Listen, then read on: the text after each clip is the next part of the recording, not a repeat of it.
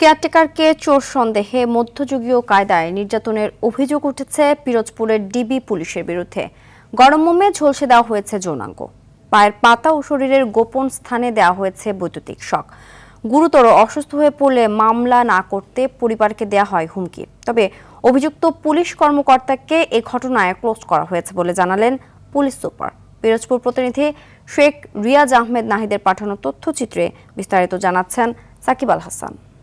Lily ultrasoft serum gel, যা গভীর থেকে স্কিনে দেয় 3 গুণ সিরাম হাইড্রেশন। সিরাম জেল হাইড্রেশনে ব্রাইট থাকো সব সিজনে। পিরোজপুর পুলিশ লাইন্সের এই মেসে কেয়ারটেকারের দায়িত্ব পালন করতেন ইউনুস ফকির।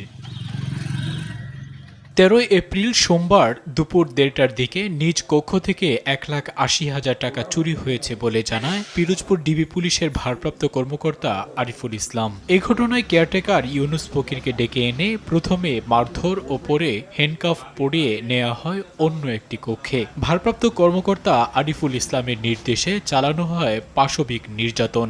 গালি দিয়ে থাবাকটা দিয়ে আমি হ্যান্ডকাপ করাই গেছি।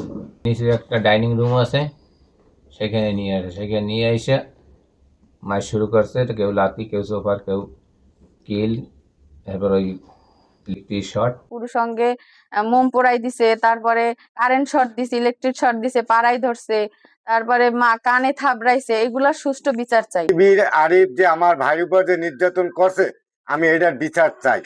নির্যাতনের সময় উপস্থিত ছিলেন না বলে জানান অভিযুক্ত ভারপ্রাপ্ত পুলিশ কর্মকর্তা আরিফ।